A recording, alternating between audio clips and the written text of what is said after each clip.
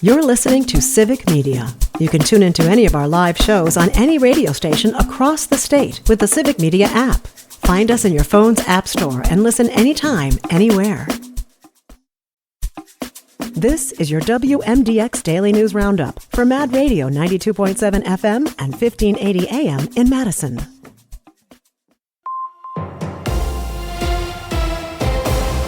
For 92.7 WMDX News, I'm Savannah Tomei Olson. Radio stations across Wisconsin could be in jeopardy of going off the air now that the Corporation for Public Broadcasting is shutting down.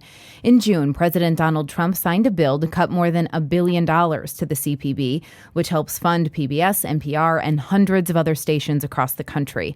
WOJB in Hayward is one of them. It's owned by the Lakudere Band of Lake Superior Ojibwe tribe. Carl Haybeck is the general manager. We're a public nonprofit radio station, 501c3. We are a 100,000 watt station, so we broadcast approximately a 100-mile radius of Hayward, Wisconsin. WOJB will lose more than $200,000 in funding from the CPB. That's 41% of their operating budget. Haybeck says so far he hasn't had to consider pay cuts or layoffs. At first he was worried, but now they're figuring out how to keep going, largely by increasing their underwriting and relying on their listeners. We've received so many unsolicited donations in the last couple of weeks. It is unbelievable. You know, opening up their checkbooks and showing that they care and they want to keep WOJB on the air. Especially up north, Haybeck says the station is vital. We're in a very rural area. I mean, there's a lot of areas where forget about cable TV or anything like that. You have a hard enough time getting cell phone service in a lot of areas up here. So therefore, the radio is basically the only news and entertainment source for people. And that goes for everything. I know weather emergencies, school closings. The Corporation for Public Broadcasting will lose most of its staff at the end of September. The nearly 60-year-old agency provides funding to more than 40 stations across Wisconsin, including the WPR network. Police want people on the east side to lock their cars. There's been a rash of thefts there. Madison police say there are two specific areas where cars have been stolen, the LVM neighborhood and Meadowlark Drive. They say people are breaking into cars late at night or early in the morning. Police say do not keep valuables in your car and always make sure it's locked. And if you feel like the bugs are bad here in Madison this year, it's not just you. We had drier weather the last 2 summers, but this year is a whole different story. We had more wet weather in the spring all the way here into August. That means mosquitoes are having a field day.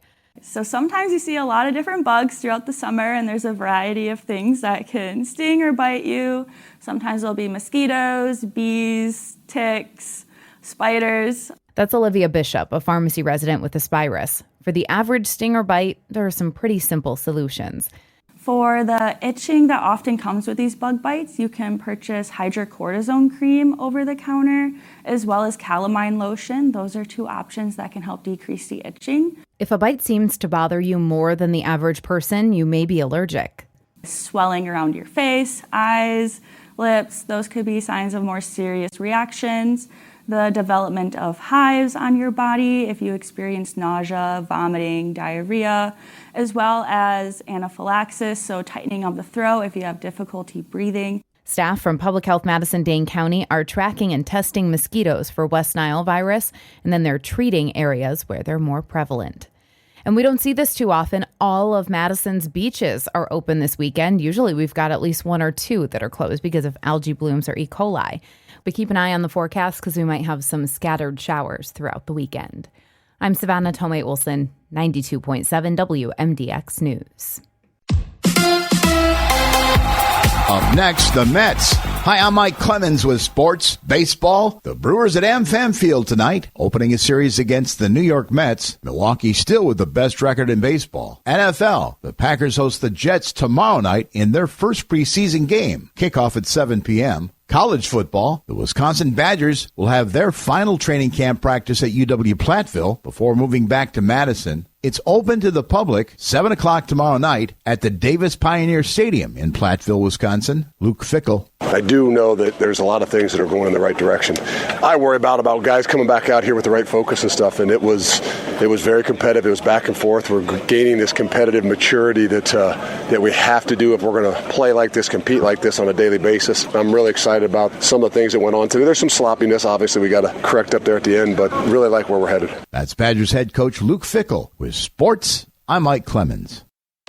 On your entertainment beat, I'm Pete Schwaba. I'm going to take a hard pass on taking comedic advice from Jay Leno. Those are the words of Last Week Tonight host John Oliver. Oliver is absolutely brilliant on his weekly show, where he sometimes will dedicate the whole show to one topic and provide insightful information as well as great laughs, not caring who he offends, and he offends many. Jay Leno, on the other hand, was an outstanding stand-up comedian, and when he took over The Tonight Show, had his funny bone removed, transferring himself into an incredibly mediocre and at times awkward talk show host. According to critics, Leno went painstakingly middle of the road and tried not to offend anyone, thereby turning himself into just an okay host. In his defense, Leno admits he likes political humor, but likes to keep people guessing as to who he was offending or not offending. Oliver, on the other hand, doesn't think his comedy is partisan, but deals more with systemic problems that affect people. If you haven't checked it out, tune in and watch John Oliver not follow Jay Leno's advice. Wednesday has been a big hit for Netflix, winning 4 Emmys last year. The show, a loose spin-off of The Addams Family, follows Wednesday Addams as she comes to terms with her powers during her years at the Nevermore Academy. Wednesday stars Jenna Ortega, Catherine Zeta-Jones, Fred Armisen, and Nightlight regular Jamie McShane. The first part of Season 2 is currently available on Netflix, and the final 4 episodes will drop September 3rd. There's news about The Summer I Turned Pretty. Not The Summer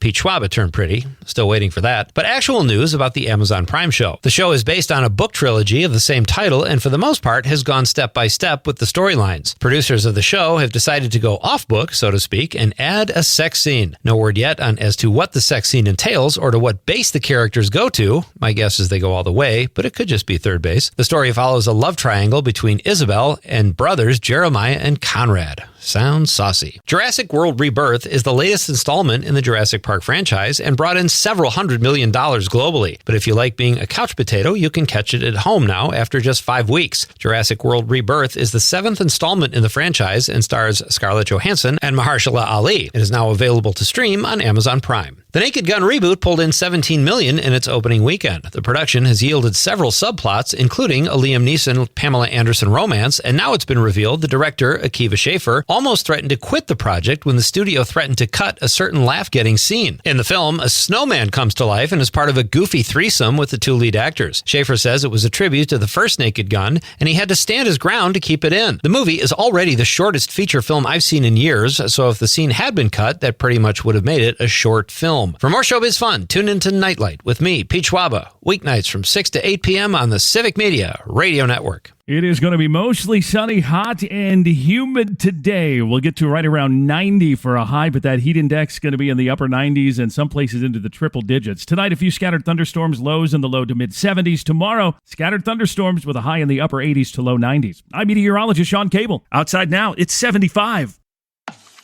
That's your WMDX Daily News Roundup from Civic Media. Subscribe to this podcast on Spotify, Apple, or wherever you find your podcasts. Find more news at mad.radio.